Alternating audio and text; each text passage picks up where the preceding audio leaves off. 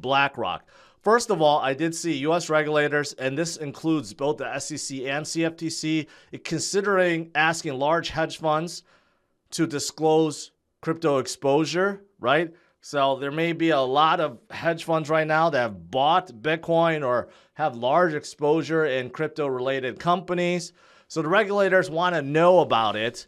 And if this is pressed forward, then maybe we'll see the true extent to BlackRock and how much they're really, how much they really have. Because BlackRock's been talking about getting into Bitcoin for quite some time, right? So today, they're launching something even more than what they have with Coinbase.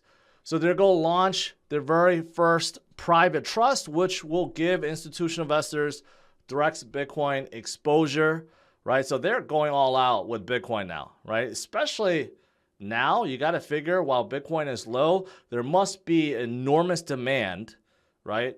And or, BlackRock has so much exposure themselves already, they're ready to really boost things up. One of the two or both, right? So this comes right after the recent partnership with Coinbase and Coinbase Prime, which also allows institutions to get into Bitcoin and crypto, right? So not only do they have their own trust now, but they also allow people to buy directly from Coinbase with BlackRock's help, right? And who knows? Who knows how much they're actually holding? They may be holding billions of Bitcoin, right? And then maybe one of the reasons why U.S. regulators want hedge funds to disclose because they just don't know, and we don't know, right? But I do know BlackRock's been talking about Bitcoin since 2020. They said it's interesting. We may start dabbing into it and this and that. And they've gone quiet for years until recently. Boom, nothing but Bitcoin, Bitcoin, Bitcoin. So they really, to me, they are going all in on Bitcoin. And who knows, they may even publicly announce that they bought Bitcoin. I'm waiting for that day to come. But I think their reach is far beyond just these two things that we have just heard of. I think we're going to hear more about it as time goes on. But so I think this will be absolutely huge for Bitcoin. Not to say, I know some of you guys may be thinking, well, do we really want BlackRock in, right? Probably not. Probably not, seeing how BlackRock basically, they dominate all industries. They have $9 or $10 trillion worth of assets under management, right? But one thing is for sure, if they're involved, they're going to bring a ton of money into this space. A ton of money, not even billions, could possibly be trillions that they're going to bring into this space over time, right? It's absolutely enormous. So let's see what happens. This is interesting. So we've heard a lot about Tornado Cash recently. U.S. Justice Department saying that they're banning Tornado Cash, even though that's a very hard ban. But the Netherlands, decided to go after the Tornado Cash dev. I guess they just agreed with the U.S. ruling, and they gone ahead and arrested this developer, this 29-year-old in Amsterdam, because they believe that he's suspected in laundering money through Tornado Cash. So this would be a very unfortunate situation if this person, created this dApp that he just kind of released upon the world, and now this dApp is used for, laundering money, and now he has to, pay the consequences, even though he was not directly involved. But if he created something that helped facilitate that, and now he's going to get in trouble, I mean, he may face 10, 20 years for this. I don't know.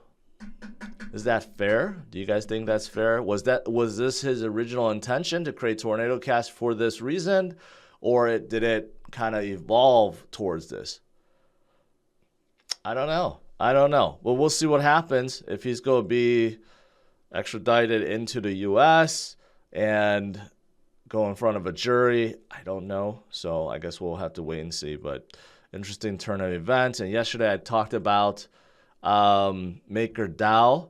Because of what the U.S. did with Tornado Cash, Circle, which is the company behind USDC, started blocking addresses that's related to Tornado Cash. So MakerDAO doesn't like that. So MakerDAO wants to get off the USDC, and they're looking at doing something really stupid in terms of selling off their USDC, which pegs their DAI stablecoin. They want to trade it for ETH, and we know ETH can be very volatile. So, I mean, there's a lot of things moving on or going on because of this whole U.S. Justice Department banning of Tornado Cash.